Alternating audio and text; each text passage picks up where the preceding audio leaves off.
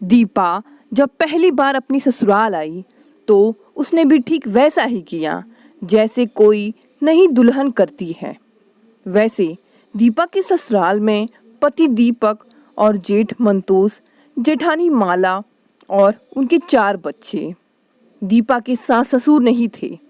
वो तो दीपक जब 10 वर्ष का था तभी गुजर गए। बड़े भाई मंतोष ने ही जैसे तैसे पाला था दीपक को। विवाह के बाद पहली मधुर रात्रि व्यतीत करने के उपरांत दीपक नहीं चाहता था कि ऐसी कोई बात छेड़ी जाए जिसमें परस्पर विरोध हो। परंतु दीपा अत्यंत सावधान थी। उसने अपने पति के बड़े भाई का बहुत बड़ा परिवार देख मन में निश्चय कर लिया कि इस महासमुद्र में बूंद बनकर वह नहीं रहेगी। वह अपने पति की वस्तुओं का निरीक्षण करने लगी। वे संख्या में बहुत कम थे। 2-4 कमीजें, 2 पैंट और 1 कोट। जो आदमी कई वर्षों से 30,000 का वेतन पा रहा हो, उसके कपड़ों का यह हाल। और फिर पति के श्रृंगार की वस्तुओं में एक सेविंग ब्रश, सोप और एक जापानी बहुत ही पुराना सेफ्टी रेजर। अपने पति की ऐसी दयनीय स्थिति को देख दीपा को यह निर्णय करने में देरी नहीं लगी कि उसका पति अपनी सारी कमाई अपने भाई के परिवार पर बर्बाद कर रहा है। उसने अपने पति से पूछा, शादी से पहले जो नेवी ब्लू सूट आप पहनते थे वह कहाँ है? अरे, उसके बारे में तुम क्यों चिंता करती हो? मैंने वो भैया को दे दिया। वैसे भी उनको इसकी ज़्यादा ज़रूरत थी। तो अब क्या पहनेंगे? यह नया सूट जो तुम्हारे पिताजी ने मुझको दिया है। ओहो, तो उस पैसों का क्या हुआ जो आप इतने वर्षों से कमा रहे हैं? बैंक में कितना जमा किया है? मैडम जी, मैं आज तक बैंक में घुसा ही नहीं, जमा क्या करवाऊंगा। वास्तव में मुझे हिसाब किताब रखने की आदत नहीं। किंतु तुम्हें इन सब की चिंता क्यों हो रही है? खासकर उस समय जबकि हमारे पास अन्य बहुत सी आनंददायक बातें करने के लिए पड़ी हैं। दीपक ने दीपा को जरा अपने समीप खींचते हुए कहा। दीपा ने दीपक के खींचने का विरोध नहीं किया, परंतु साथ ही कह दिया, यह तो ठीक है, परंतु मैं चाहती हूँ कि तुम अब अपनी कमाई का हिसाब किताब मुझे दो। और वैसे भी पैसे के बिना जीवन नहीं चल सकता। अरे छोड़ो इन छोटी छोटी बातों को, इनसे हमें अपना मन खराब नहीं करना चाहिए। दीपक धन संपत्ति की इन गंभीर बातों की अपेक्षा मधुर बातें करने पर तुला था, परंतु दीपा तो कुछ और ही चाहती थी। पर दीपा ने भी अब समझा कि आज के लिए इतना पर्याप्त है, अतः उसने यह बात और आगे नहीं बढ़ाया। थोड़े ही दिनों में उसने समझ लिया कि उसका पति बहुत ही फिजूल खर्च है।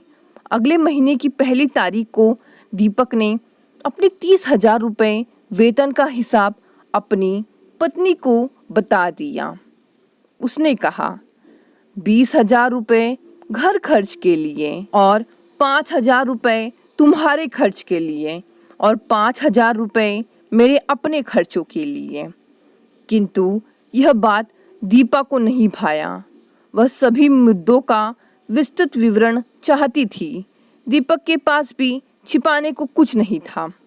उसने कहा, भोजन, निवास, आतिथ्य आदि का खर्चा इन रुपए में चलेगा, जिसका प्रबंधन भाभी करेंगी। भाभी क्यों? मैं क्यों नहीं? हाँ, तुम्हें उनकी सहायता करनी चाहिए, जैसे बड़ी बहन के अधीन छोटी बहन रहती है। तुम इसे ऐसा भी समझ सकती हो।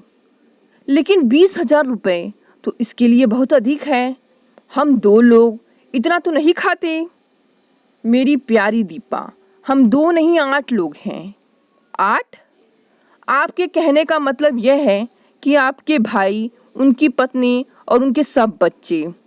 हाँ, तो क्या उन सब की परवरिश का दायित्व हम पर है?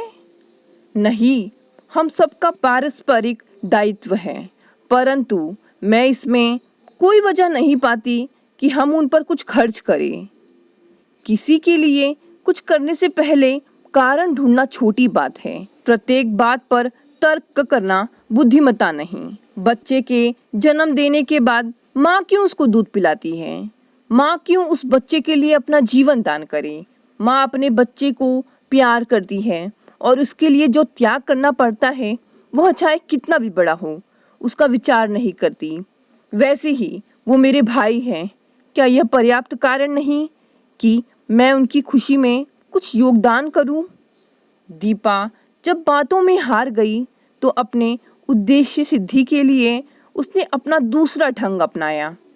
शादी हुए अभी 4 महीने ही हुए थे कि दीपा का अपनी जेठानी से झगड़ा रहने लगा। एक दिन रात के समय वह अपने पति से कल्लोल कर रही थी। पति से कोई बात मनवाने का यह अच्छा अवसर होता है, इसका विचार कर दीपा ने कह दिया, क्या आप यह चाहते हैं कि मैं दूसरों की गुलाम बनकर रहूं? आपकी भाभी और उनके बच्चों की सेवा करते करते मैं थक गई हूं।